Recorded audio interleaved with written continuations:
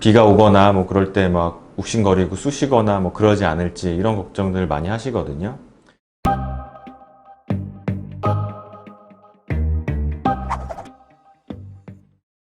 네, 안녕하세요. 이유부항암의내과 김종현 원장입니다. 반갑습니다. 네, 오늘은 얼굴뼈 수술 후 후유증에 대한 이야기를 좀 하려고 하는데, 상담을 하다 보면 환자분들이 얼굴뼈 수술하고 나서 어떤 부작용 또는 후유증들이 생기는지를 물어보세요.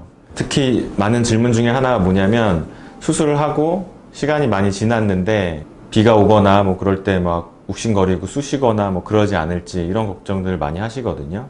근데 이제 우리가 얼굴뼈 수술 같은 경우는 뼈를 자르고 다시 뼈를 붙이고 뼈에 관련된 수술이라 다른 수술과는 좀 차이점이 있습니다. 이 뼈라는 조직은 일정 시간이 지나게 되면 재생이 되고 재생이 된 다음에는 수술하기 전과 거의 똑같은 상태가 되거든요.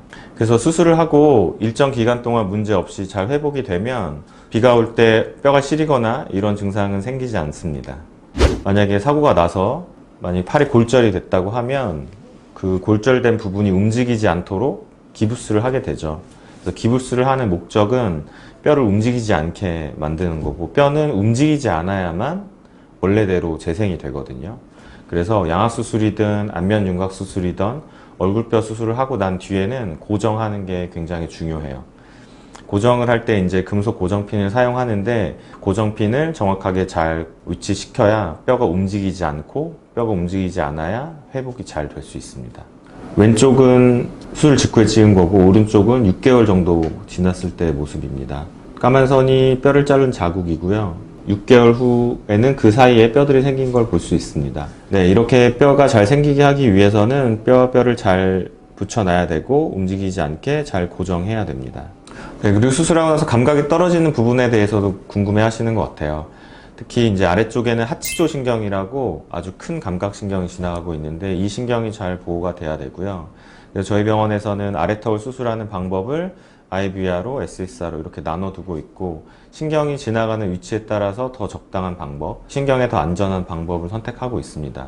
바꿔 생각해보면 수술이라는 게 사실은 몸에 해를 가하는 거거든요. 그래서 득과 실이 있을 수밖에 없고, 우리가 수술로 통해서 얻을 수 있는 것과 잃을 수도 있는 것을 잘 비교해서 자신에게 꼭 필요한 수술인지 생각해보고, 또 전문의와 잘 상담해보고, 그래서 수술 후에는 어떤 일들이 일어날 수 있는지에 대해서 충분히 안 다음에 수술을 하는 것이 맞다고 생각합니다.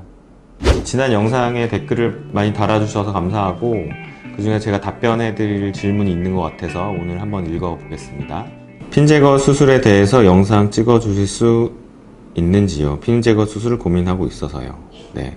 뼈가 이제 다 붙은 다음에는 사실 핀이 하는 일이 없기 때문에 핀을 제거해도 기능적인 문제가 발생하지 않거든요. 이 핀은 티타늄으로 되어 있어요. 그래서 티타늄은 의료용 금속인데, 쉽게 생각해서 자석에 붙지 않는 금속이거든요.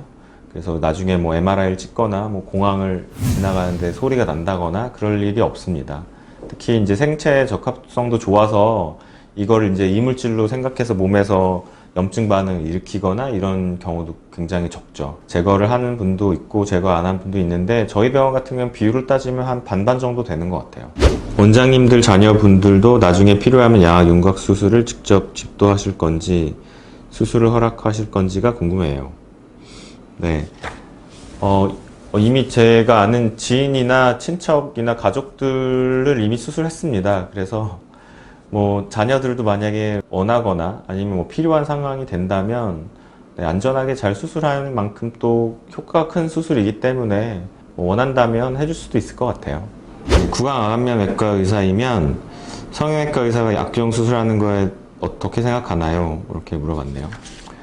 예전에도 어떤 성형외과 원장님이 저한테 물어봤어요. 양악수술은 성형외과에서 하는 게 맞나요? 구강외과에서 하는 게 맞나요? 구강외과 선생님들은 사실 잘 성형외과 선생님들한테 이런 질문을 하지 않아요. 구강외과에서 하는 거는 별로 의구심을 갖지 않는데, 성형외과에서 하는 거에 대해서는 해도 될까 아닐까 라는 생각을 갖는 것 같습니다.